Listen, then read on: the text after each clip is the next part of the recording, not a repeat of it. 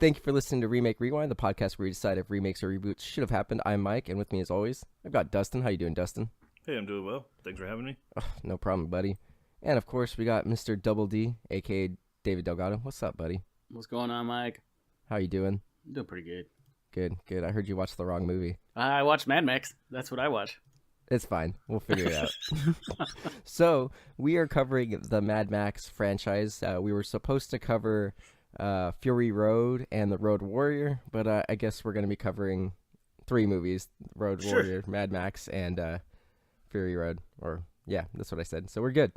Dustin, why did you pick these movies this week? Well, I picked The Road Warrior and Fury Road because they are very similar. While not technically a remake or a reboot, I guess it would fall under that soft reboot category. Yeah, and it just kind of like brought life back into this franchise that I actually really, really like.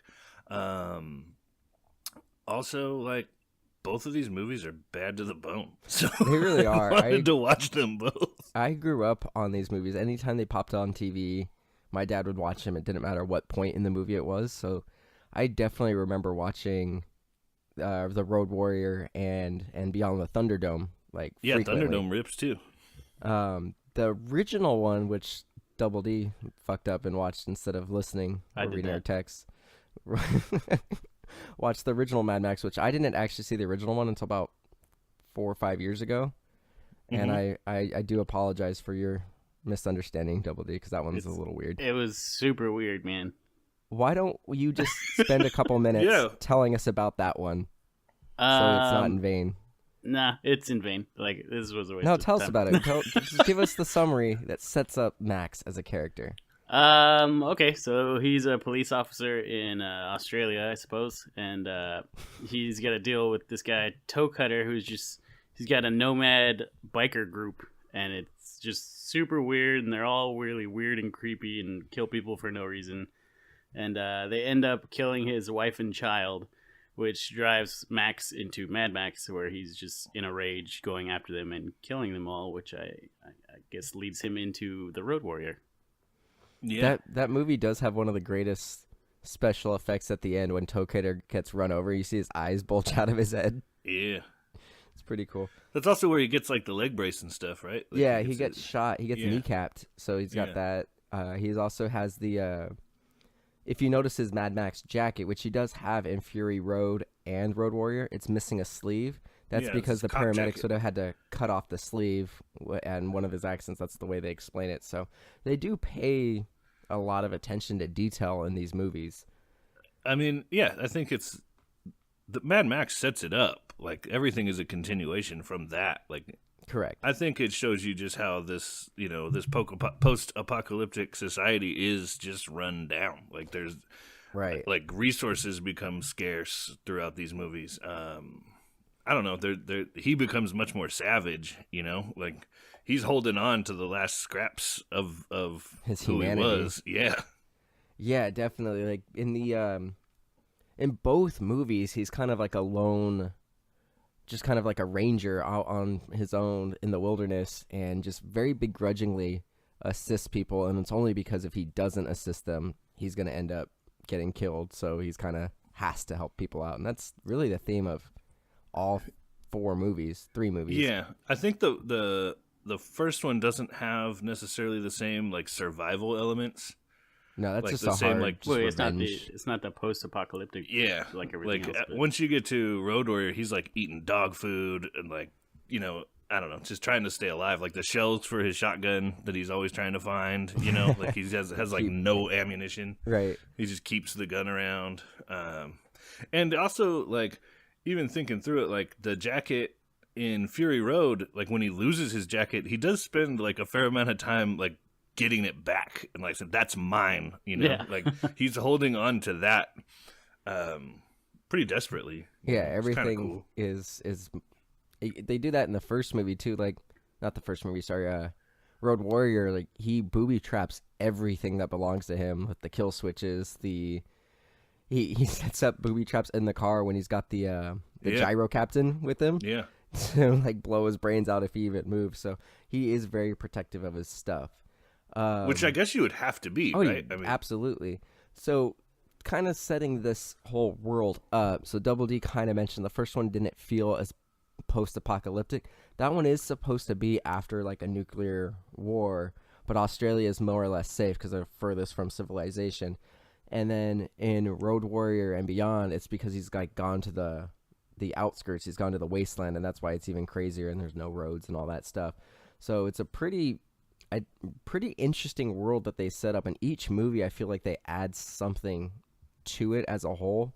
yeah. I would say like if you go through the franchise and you look at Road Warrior, it's all about just the Marauders and the Raiders just trying to rule the world. And then you go into Beyond the Thunderdome, which we're not really going to talk about in this one, but it's kind of the beginning of getting civilization back together. Like there are these two cities, you've got Bartertown, and there's a governor trying to, that's what people want, would be to have civilization. And then you go into Fury Road, which actually I think the ingenuity that Immortan Joe had is insane, and we'll go into that.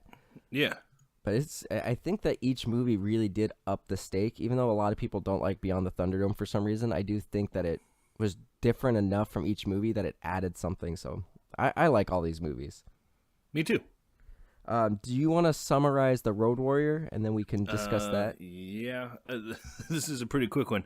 A former Australian policeman, now living in the post-apocalyptic Australian outback as a warrior, agrees to help a community of survivors living in a gasoline refinery to defend them and their gasoline supplies from evil barbarian warriors. That's tight. Pretty close. Pretty close. I love the beginning of this movie, so it's throwing like news like reports and stuff like that, and it's like it starts with narration. Which apparently the narration in our version is not in the Australian version, but they added it because I guess nobody saw the original Mad Max in America. That makes sense. So it's completely different, and it was called The Road Warrior only in the United States. In other places in the world where it was released, it was just called Mad Max 2. So we got a different version of this movie, but I love how it goes, the world's powered by black fuel. Got a thing just building up that this whole movie is going to be about gasoline. And this movie did a great job kind of summarizing the first one. Like you see a bunch of flashback footage of Max's family getting murdered. You see him getting kneecapped. You see him running over a toe cutter and just driving into the wasteland. So this movie is awesome because you really don't need to see the first one to understand what's going on in this one. No, yeah. I mean, this could easily be like a jumping on point for a viewer. Like it works completely. Yeah, totally. And actually, its summation of the previous movie is like better really than all you need. Yeah, it's pretty good. So the thing that's crazy about this movie is Max, the lead, only has 16 lines of dialogue, and 2 of them are "I only came for the gasoline." Yeah,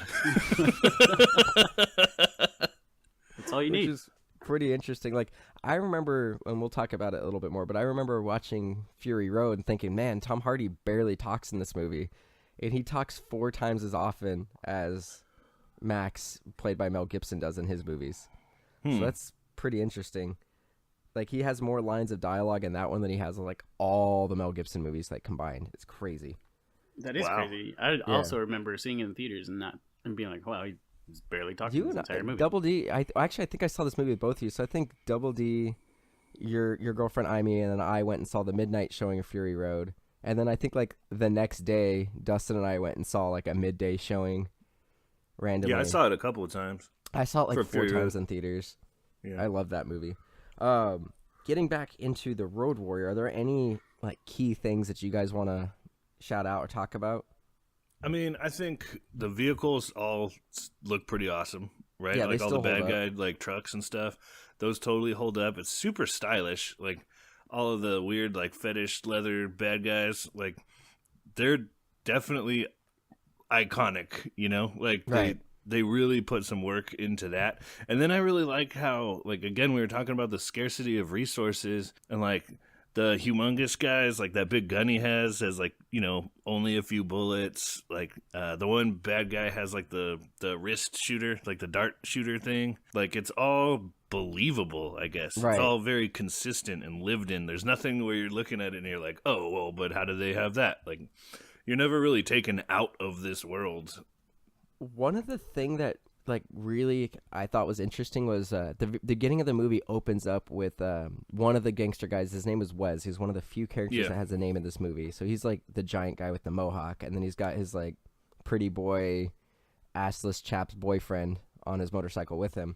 And so they're going on, and Max takes on a motorcycle and another like dune buggy, and these guys decide to like back off. So Max immediately goes back to the car that he flipped. And he's getting like a hat and like a bowl and a soup can. Yeah. He's trying to collect all the gasoline that's leaking out of this car. And that's something that you really got to look at like, damn, this guy's scavenging for everything. And then the whole movie is him just trying to get a single tank of gas from this town that has a ton of gasoline. Yeah, and it's like he still doesn't even, it's not clear that he even has anywhere to go with that gas. He's got nowhere. He just wants to roam the wasteland. Yeah. Getting into road wars. Double D, anything? Oh wait, you didn't watch this movie. No, I watched Mad Max. You've seen this though, right? No, I've never seen it actually. You've never seen The Road Warrior? No, I've never seen it. You idiot! I'm gonna go watch it right after this. Oh man, so this is gonna be a lot of me and Dustin talking for the first 15, 20 minutes. I like it. Now I can just visualize it. Maybe I don't need to watch it. Maybe you won't even need to watch it. Also, the stunts are amazing. Speaking about the stunts, there was one of the coolest ones in this movie. There's a part where you see like this motorcycle crash and you see the guy flying like 20, 30 feet. Yeah. That was an accident. The guy broke and shattered both of his legs. Oh God, yeah, I don't doubt it. That was not meant to happen. But they kept they left it in the movie. Really cool. Yeah, that's cool. Yeah, that was not meant to happen at all. I mean, both of these movies look like super dangerous to have been anywhere near the filming of these movies. Yeah, that's like insane. to have participated in this at all. It seems like you're putting yourself at great risk. There's a point like in the final, last 15, 20 minutes where they're going after the big rig.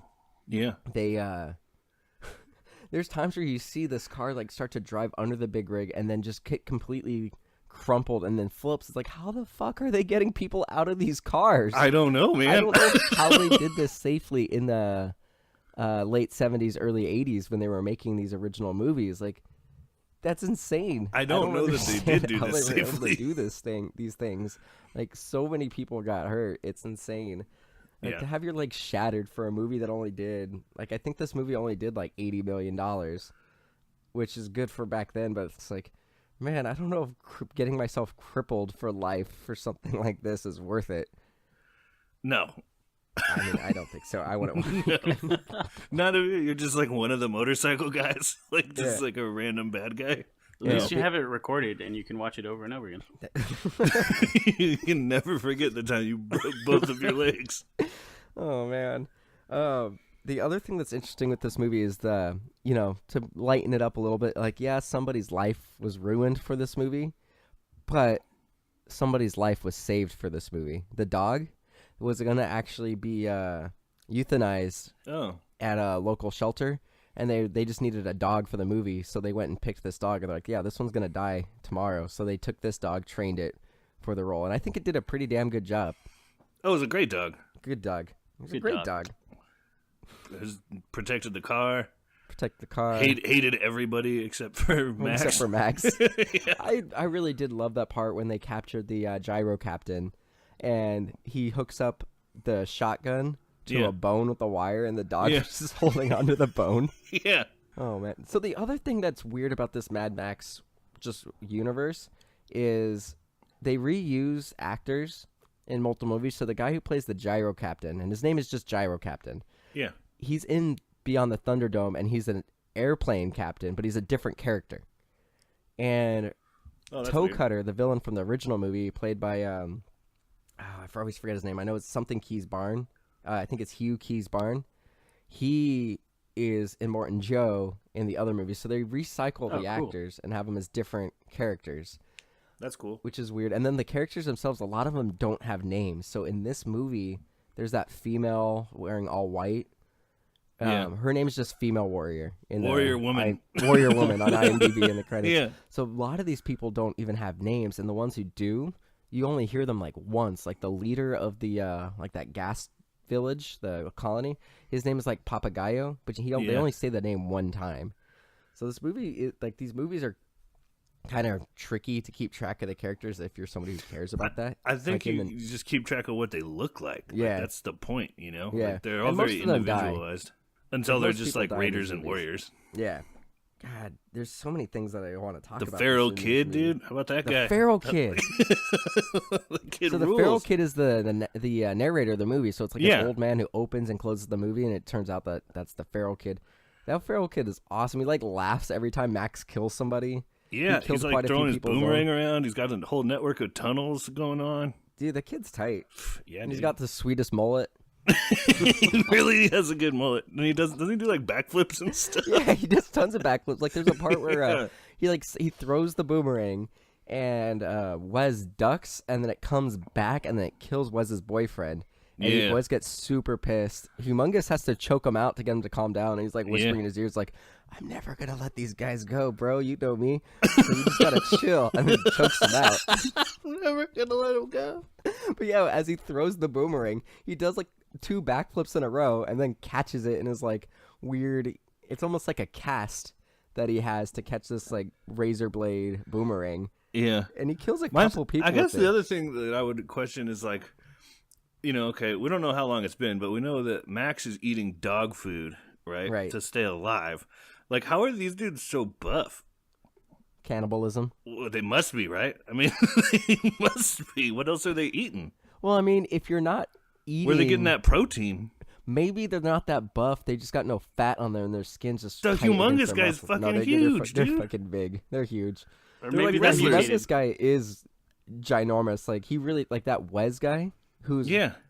Wes is really the main foil throughout the movie. Like, he's in every beat. There's a point where Max helps the town and then leaves. He, like, abandons them to figure it out on their own, and then Wes chases him and takes him out. Yeah. And Wes also... There's this point when they're... Throughout the movie, they're kind of doing a, like, siege on this town.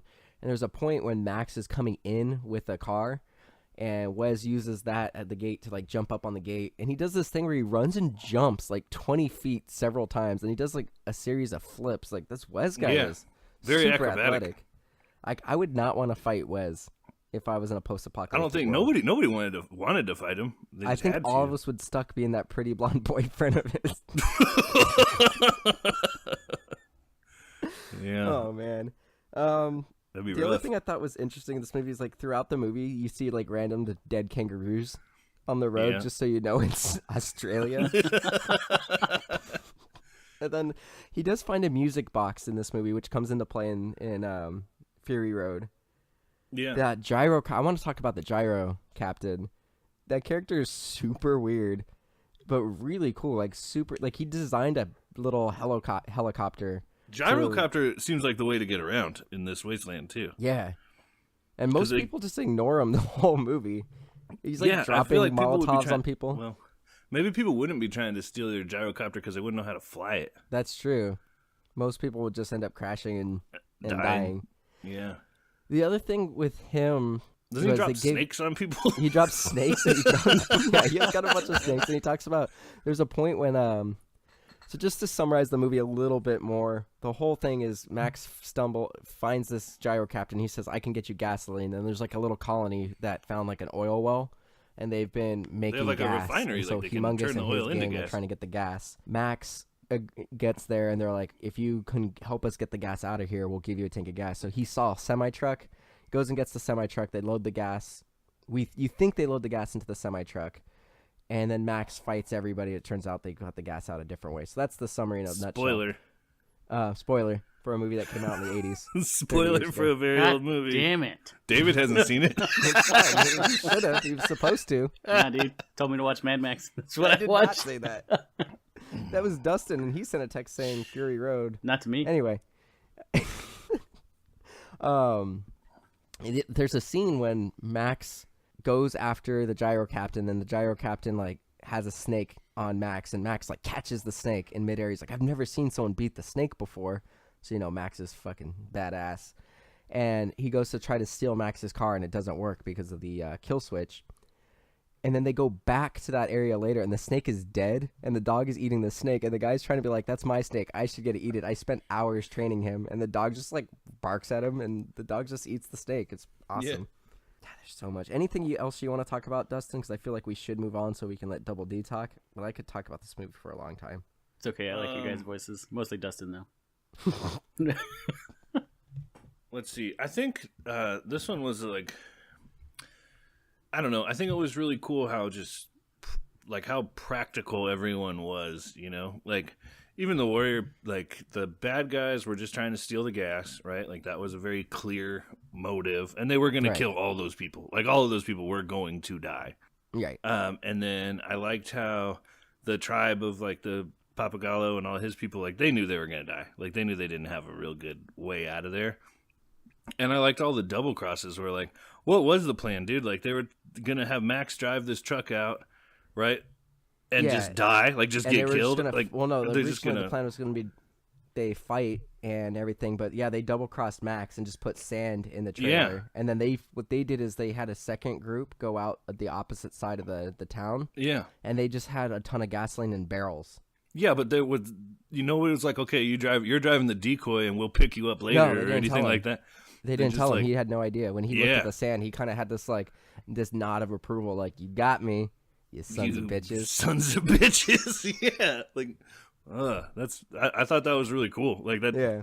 That's the kind of shit you'd have to be always worrying about in this world. Well, that's why Papagayo kept trying to get the feral kid off that rig, because he knew they weren't going anywhere. Because everybody liked Feral Kid, because that kid was tight. Yeah, he ruled. I could only hope to have a son as cool as Feral Kid someday. Yeah, he had like that cool glove so he could catch his razor boomerang. Yeah, dude, that kid was smart. Like, for a Feral Kid, that kid was super smart. I do like how Max like kind of cared about this kid a little bit. But I think still it's the like, only person he gave half a shit about. And he still was like, go crawl out onto the hood of this big rig and get me that one shotgun shell that's on the big rig. Hey, somebody's got to do it, man. Then Humongous comes out of nowhere and he's got nitrous. He's the only person who has nitrous in this world, at least in this movie. And he gets ahead of him, flips a bitch, and is gonna like do a head-on crash. So Max literally just grabs the feral kid's ankle as this guy's like head-on crashes, and like somehow was able to keep the kid safe. Yeah. But yeah, feral kid totally was fearless onto that thing. Who was fearless? Max. Feral Kid. And Max. Feral Kid's tight. Both of them. I wish I was as cool as Feral Kid, but I'm not. I'm not even gonna pretend to be. What else? That might be all I got so far. Maybe other stuff will come up when we talk about Fury Road. But yeah, I thoroughly enjoy this movie. I think, I guess one of the other big shifts, if we transition into Fury Road, was I did feel like this movie did not have like its portrayal of women was very different than Fury Road. There's a bunch of gratuitous nudity. Just randomly, like you drive by and you see like a tent goes flying and you just see like a raider banging a girl, and like that's true. And I think like the only real strong woman character in this movie is the warrior woman, and she doesn't do much other than look pretty and then gets killed at the first real battle. Yeah. But then when you get into Fury Road, I mean, obviously you've got Furiosa and that whole thing, you know. And then some of the brides are pretty good. Yeah. And then the badass grannies. Exactly. Like that's very different. Like tonally, like you still get all these like warrior dudes with their shirts off, but you also then get into like, oh, women actually are people and can control their own destiny.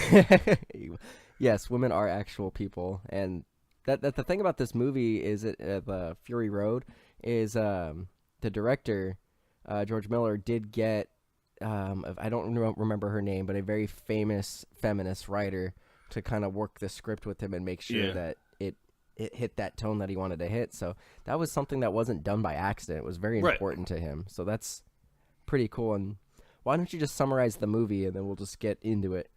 Okay. Okay, Mad Max Fury Road. An apocalyptic story set in the furthest reaches of our planet in a stark desert landscape where humanity is broken and almost everyone is crazed, fighting for the necessities of life. Within this world exist two rebels on the run who just might be able to restore order. There's Max, a man of action and a man of few words, who seeks peace of mind following the loss of his wife and child in the aftermath of the chaos. And Furiosa, a woman of action and a woman who believes her path to survival may be achieved if she can make it across the desert back to her childhood homeland. Damn. Wow. So, All right, Double D. Oh, go ahead, Dustin. well, first of all, for me, with what I think like really does it for me with this movie is the fact that a lot of the events that are happening with like Furiosa trying to spring like the breeders, like all the wives, all that stuff was gonna happen whether or not Max was in this movie. Correct. And that's really cool. Like, it's called Mad Max, but like he's kind of Just along for the tangential ride. to the story. He's just along for the ride. Yeah. Right. And he definitely helped Furiosa succeed, but by no means was he the driving force of this movie. No, he's not showing up. I got to help these women. You know, like that's not his mission. He's trying. In As fact, soon as he he tried gets to free, he abandon tries to leave. Yeah. He spends a good chunk of this movie bound. Like, I mean, even just the beginning of this blood movie, bag. like the dude, it starts off with him like eating a lizard, standing on Two-headed the thing, lizard. pursued by an armada of bad guys, captured, shaved, branded, and then chained up and having his blood drained out. Like, even if you forget everything that this character may have gone through in his life, just the stress of that alone would mess you up really bad. Right. Yep. Well, just going off that, like, this movie handled his PTSD real well. So there's tons of times where the movie, like, when some weird shit like that would be happening, like when he tries to escape the war boys at the beginning of the movie when he's getting branded and stuff. Yeah. And the scene is cut. It has really quick cuts and it's very frenetic. And then he starts seeing like flashbacks of like people that he's known getting killed, and he kind of freezes at a couple points. Like, this movie handled this man who's like shell shocked very well. Yeah, and I like that they don't explain who those people are or what their No. deal is. Like, you Yeah. can just tell, like, oh man, some bad He's shit messed up. happened to this dude. Yeah. Double D, since you haven't got to talk very much, what was your favorite part of this movie?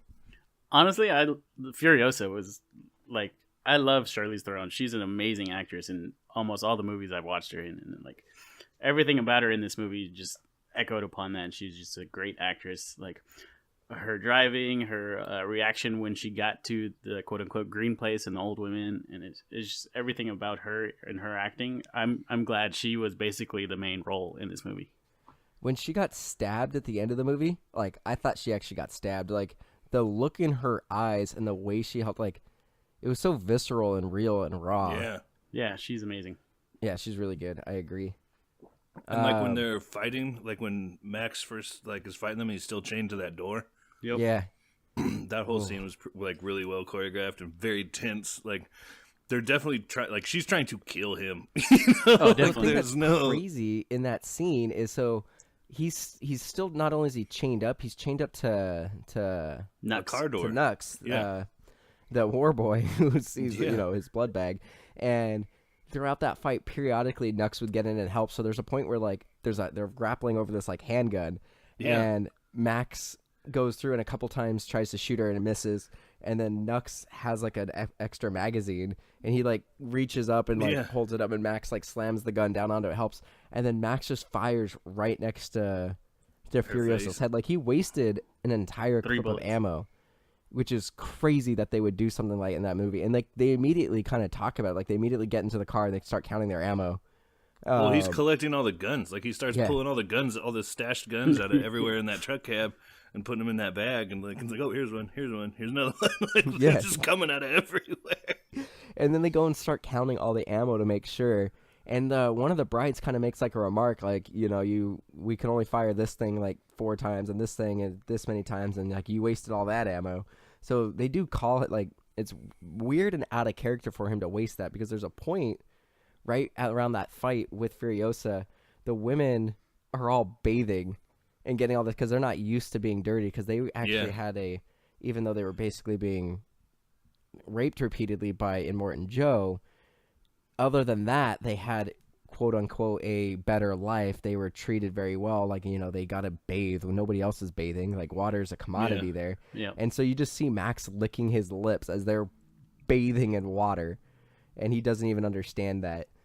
Well, I mean, what I liked about the Max character is, like, you know, all, like, these women have been, like, you know, sexually abused, like, constantly, and, like, dude, he's running up there, and, like, they're like, oh, God, this guy's gonna rape us, and he just goes for the water. Like, he doesn't care about them at all. Like, it's survival. He goes to drink some water and then try to leave.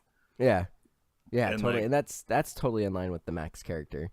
Yeah, it's like, I don't want anything to movies. do with this. Also, this dude is, like, a few miles behind us and is super pissed at you guys. Like, I want to get out of here. Yeah. I got nothing to do with this. I don't Right. want anything to do with this. Right.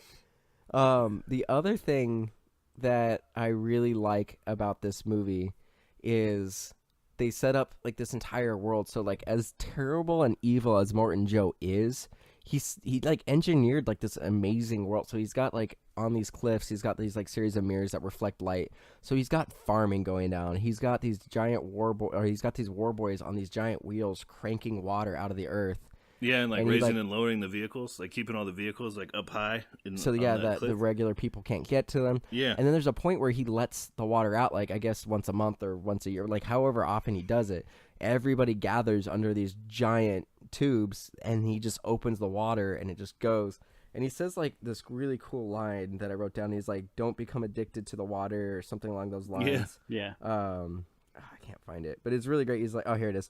Do not, my friends, become addicted to the water. It will take hold of you, and you will resent its absence." Yeah.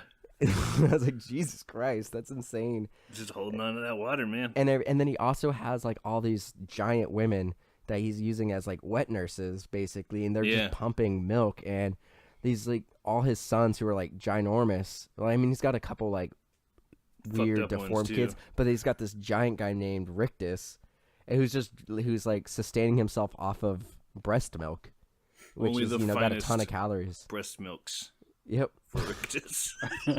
Mother's milk. Mother's milk. But, like, Rictus setting up that erectus. world Yeah. is insane. Like, that's not something that I could ever think of doing. And Living Martin off Joe breast did milk? it. Is milking people. Milking people. It's fucked up, dude. It's fucked up, but it's, like, ingenious. Yeah. I mean, his whole kit is cool, too. His whole suit, like his weird fucking space suit that he's got is pretty cool. To make him look like he's super ripped from a distance, even though he's, like, super dying. Yeah. And his car's dope. The Giga Horse, like those two 59 Yeah, the two Cadillacs stacked Cadillacs. up. That's dope. It's like a throne on wheels. The one problem I had with this movie is they, right as Furiosa leaves, so Furiosa actually works for Morton Joe, and he's her number one, I don't remember what her title was. Imperator. Yeah.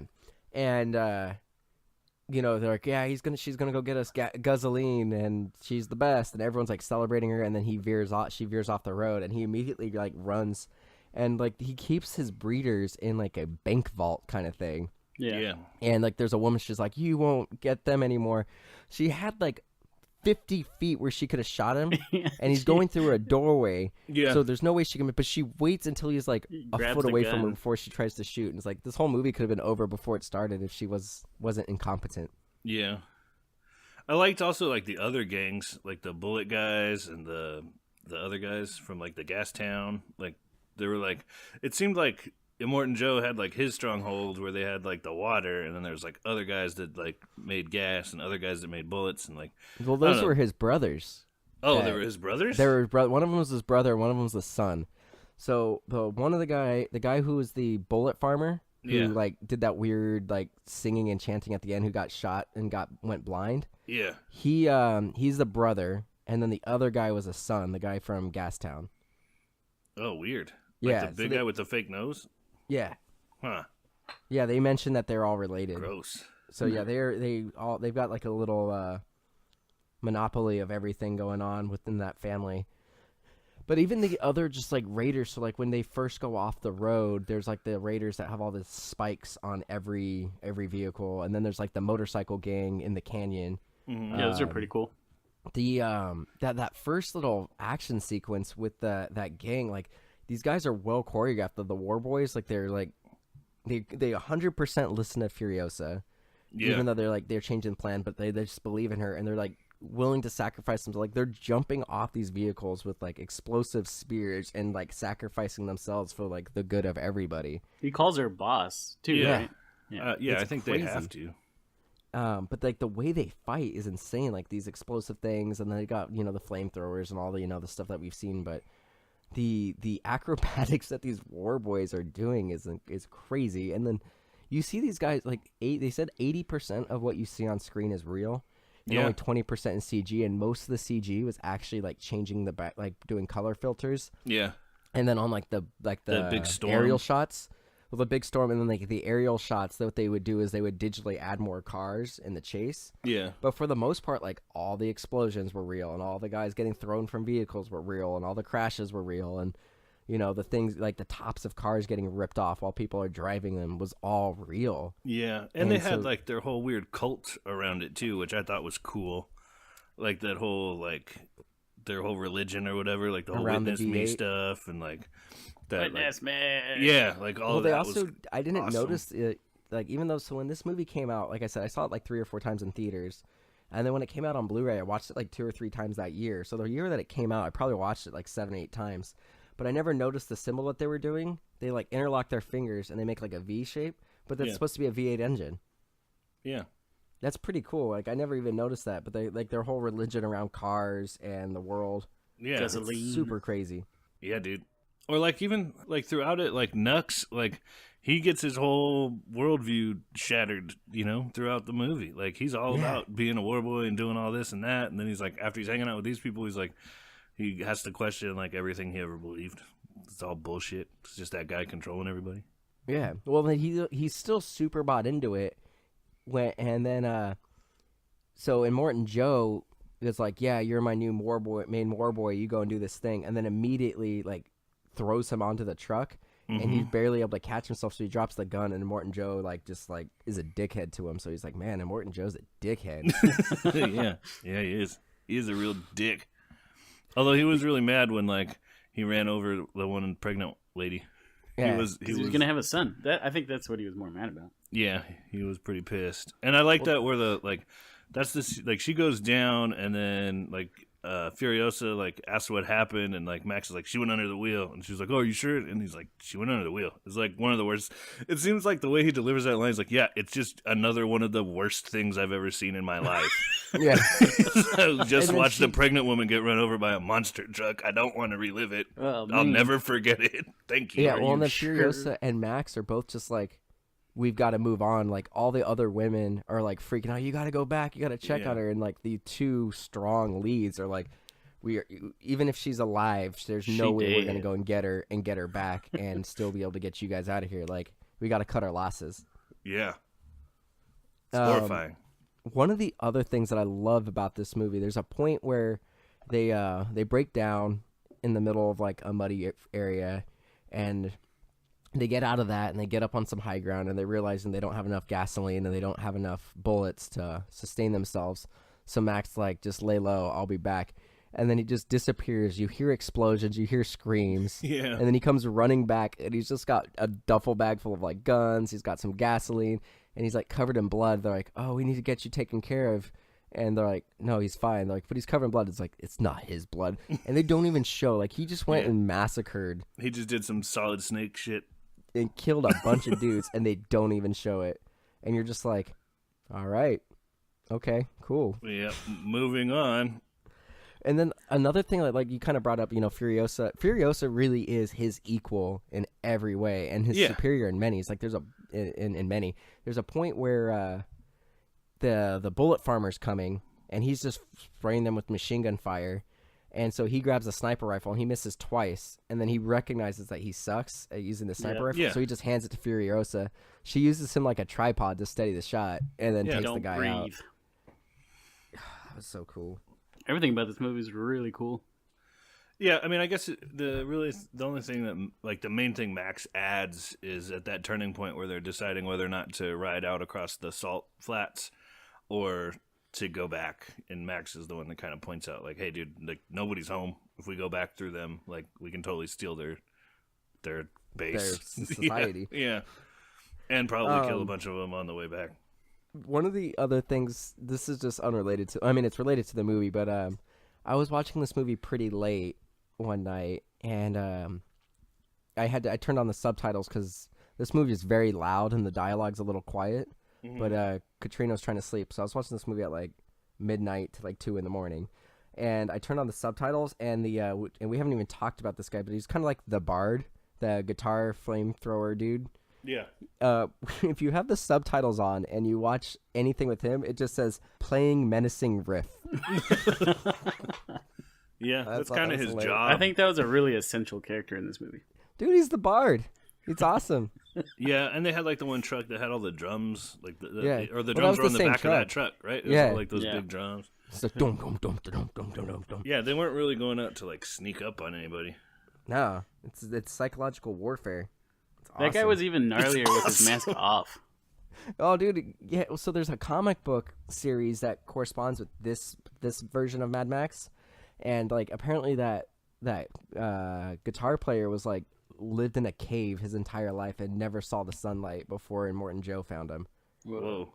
So something crazy like that. He just Um, played guitar what in a with- cave. Yeah, right. I don't know. Maybe he picked up the guitar afterwards. I don't know. I haven't actually read the comic book. That's I just all he had remember in the cave. hearing about that at some point when this movie was out in theaters. A lot of people had theories that this Max was actually the feral kid and not the original Mad Max, because the way these movies are set up is that there's no real order other than everything takes place after Mad Max. Like Yeah. during the original trilogy, they're like, oh, he could be a folk hero. None of this could be true, or Max could be multiple people kind of meshed into one character and everything like that. So that's like this thing that George Miller had always tried to say was a thing with this franchise. But with this movie, there's a comic book and it definitively says that they all are the same Max. But it could still be like a folk hero, but it is supposed to be the same version as Mel Gibson. Yeah, I think like what makes the Mad Max character cool, like the Road Warrior, Thunderdome, Fury Road, like it doesn't really matter when they happened or even if they actually did happen. Like it could be, like you said, a folk hero, right? Like a tall tale, like exaggerated, retold many, many times by like people in this horrible wasteland, like the Road Warrior is like a legendary hero in this world, and that makes it really, really cool. And it also makes it to where like, I think I was reading something where people were wanting like another movie with Furiosa in it, and it's like I don't know. I don't see a need for it. Like that's just one of the people that Max has encountered. Right. Yep. So they originally were trying to make this movie in the mid-90s, and they were going to have Mel Gibson back. And then there was some issues with timing, and then it didn't work out. And then they were going to use him again. And then like issues with like 9/11 and war in Iraq. Yeah. Postponed this movie again, and then by that time George Miller decided to do Happy Feet and Happy Feet 2, so he went in the family movie thing for a while. And so He also really got directed back Babe, Pig in the City. Pig in the City, yeah. Solid. Yeah, it's crazy. Well, he was also at another point making a Justice League movie. There was going to be a Justice League movie coming out around the same time as the Dark Knight, or between the Dark Knight and the Dark Knight Rises. Oh and it was God, gonna I have a hope they different never make a Batman. Justice League movie. But he was making a Justice League movie, and he actually got as far as like all the actors were cast. He moved all the actors to Australia and made them like live in a house together. They like got their costumes and everything, and then Warner Brothers just scrapped the movie because people were like, "Wait a second, there's gonna be 2 Batmans in the movie universe? This doesn't make any sense." And they're like, "Oh yeah, that's right." So they canceled it, and then that's when he got back into making the Mad Max movies. But Yeah. they said that while working on this process, they had enough ideas and enough stuff written down where they actually had stories for 3 scripts, and there was one called Furiosa, and they were going to make another one, but then they realized exactly what you said, Dustin, like she's just another character, and this is supposed to be the Tales of Mad Max, so now they decided to make a sequel. It's going to be Mad Max Wasteland. We still don't know any time when this is going to come out, but they are going to shift the focus back to the Max character. Yeah, which makes sense. I mean, don't get me wrong, Furiosa is a great character, but I think it's just one of those great characters that that inhabits this world, I guess. Yeah. And I think if you do more with her, you could end up lessening the impact she had in cinema. Absolutely, totally. So I would rather, like, there's certain movies that you don't need a sequel and they don't need more. So for example, I just did the Matrix with Katrina on ruined my childhood. And that movie really could have stopped with the first Matrix. Oh, absolutely. It should have. It should have stopped. It I agree with definitely should have. It was a great movie. It had a great idea, and at the end he flies, and you just know, oh, he's the one, and he's gonna save the day. You don't need to do anything else. I feel like this Furiosa is that kind of character. Like, she's the Neo. You know she's gonna go kick some ass, and you don't really. Well, she's like running the whole town now. Yeah, they already brought about the revolution. Like, But yeah, it's pretty solid. I don't have much more to talk about this other than, like, I mean, we'd just be talking about the action stuff. Rictus was awesome. I loved his. Yeah, I like at the end when he knows he's gonna die and he just rips out the engine block from the big rig and he's just like, Rictus, just screaming his own name like a Pokemon. Yeah. Yeah, smart guy.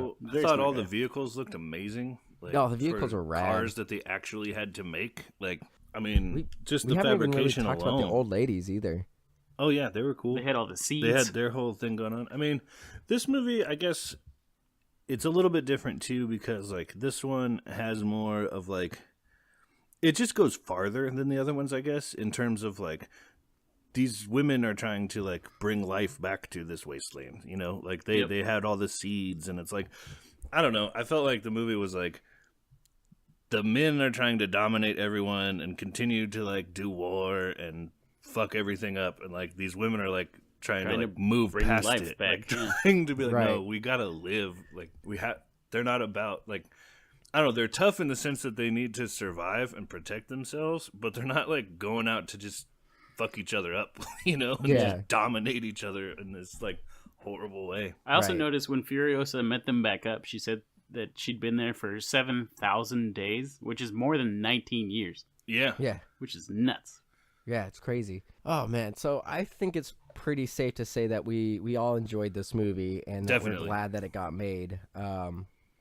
This is the best one of the Mad Max movies. Yeah, Fury Road is it's the best. this one and Road Warrior. Yeah. I remember loving Road Warrior, but watching it this time around and trying to compare it to Fury Road, like I watched Road Warrior first, but just knowing how good Fury Road was, like that movie's only 96 minutes, the Road Warrior. Yeah. But it felt like there were points where it dragged. The pacing wasn't as good as this one. And I remember when they announced Fury Road, like they were saying, George Miller was like, it's going to be a 2.5 hour just extended action scene. I was like, that's going to be awful. That's going to be crazy. There's no way you can do that. Like I was just thinking, there's no way this guy's going to pull this off. It's going to be What it was. And he fucking proved me wrong. I'm an Totally idiot. pulled it off. Idiot. The God. the other thing that's cool is like it is like a you're tired at the end of Fury Road. Yeah. Like it feels like you It's went stressful. through an ordeal. Yeah, exactly. And I think like very few action movies can even do that. Well, I mean, you were for on moments your edge in of the your movie. seat this entire time, and then just seeing, like, knowing that how much of this was real, and seeing, like, you see stunt guys get thrown like 20 feet and hit the ground and bounce, and you're like, holy shit, they did that. And you see these cars flip, and just you see people flying off of motorcycles, and you're just like, why would you do that to your body? Why? Yeah, and just like the whole like it's- sense of speed throughout it, like everything is moving, everything's in motion, you know. And like then it just the- compounds the action, I guess. The fact that And then just the way that the war boys' devotion to war is this kind of sickening and just uncomfortable. it's as all well. they Just- have. Yeah, yeah, it's like this movie just hits you in the gut and just makes you feel uncomfortable. And then like the adrenaline rush you're getting the whole time, like you feel that adrenaline rush spike, and then there's a calm before the storm. Like they're still driving. And they're just like, all right, we got through that, but there's going to be more shit to come later. And then so you kind of get that, We're like, going to turn right around. your Right back in. adrenaline starts to release, and then it comes back again. You're just like, ah! It's like you've got that fight or flight response. yeah. the It's like entire constant movie. flight. It's like get me the fuck away from these guys. Like it's also that like being chased sensation, you know. Yeah. It's like very present throughout this movie. It's like, God, dude, like there's like a million bad guys trying to get us, and then They're endless. Like, and then there's more, and then there's two more gangs of bad guys trying to get us. Right. It's like, good God, you can't get a break. And then they go back through Yeah. them and face all of them, and like almost all of them die. Like all the old women die, except And for Morton They Joe, lose a one or two. lot of people. Like, I Yeah. thought Morton Joe getting his face ripped off was ripped very off. satisfying. Oh, oh yeah, that was tight. good. I did like at the end of the movie. So you've got throughout the movie, the breeders are You know, most of them are like, no, we need to get away from this guy. But there's that one who I think her name was Cheeto, and she was always like, we were treated pretty well besides the rape. But, like, you know, it's better than living and dying in the wasteland. So throughout the movie, they're trying to, like, there's times where she kind of wants to go back. Yeah. And then at the end, she, like, reaches up. She's like, Rictus, take me. And so you think that she's, like, going to be weak and go back. But she ends up distracting Joe. And so that way they can actually get him killed. Yeah. Which is awesome. It is Overall, solid movie. I Fucking can't praise this movie enough. When did it Double come D, out? we're gonna let you end it. 2015? Yeah. What was that? 2015. This is was definitely my- the best movie I'd seen in like 5 years. a long time. So in that year, 2015, my 3 movies were. So before Star Wars came out, my favorite movie was this one, and then The Kingsman, the first Kingsman movie, and then Star Wars came out, and I think Star Wars pushed out The Kingsman. So it was between this and The Force Awakens in 2015 as the best movies. I think I like this better than The Yeah, I Force would go Awakens. Mad I Max think so over too. Force But it was close. Like, it's just hard to like overcome that nostalgia value of Star Wars. Yeah. But this movie, like, technically, this movie is a better movie Oh hell yeah! from a filmmaking standpoint. It's insane. It's And from just just it's getting over-the-top pumped insane. up watching Yeah. it standpoint. Like, I really Just do hope they make another one. Like I remember 2-hour driving long action home scene. from seeing this movie in the theater. Like I was driving differently. Like you know, like No, it changed the way you and I were looking like at the pumped world. walking. We went and got so Double D and I went and saw the midnight show, and then you and I went and saw it like 2 days later. Yeah. And we went and got burritos at and then we Yeah. walked back because we went to that really shitty tiny theater right that by your 4-star. house. Yeah. Yeah, and so we were like super uncomfortable in those seats, but quickly got over it with like how fucking tight that movie was. And then we were like walking, we were practically skipping back to your house. Yeah. We bought the whole seat, but we only needed the edge. All right, I think we're done gushing about this movie. Yeah. Great movie. Go Unanimous, see it. yes. Thank you guys for listening. You guys can check out everything that's MDXpods related at MDXpods.com, on Twitter and Instagram at MDXpods. Please like and review this podcast on Apple Podcasts. Help us out on Patreon.com. We're going to be getting out all those rewards from last month in the next week or so. So thank you for that, everyone who helped us out so far. And that's it. Thank you guys for listening. Thanks, guys. everybody. I'm going to go All right. watch The Road Warrior now. You should. It's good. That's good. Let us know what you think, Double D. I definitely will. All right, bye.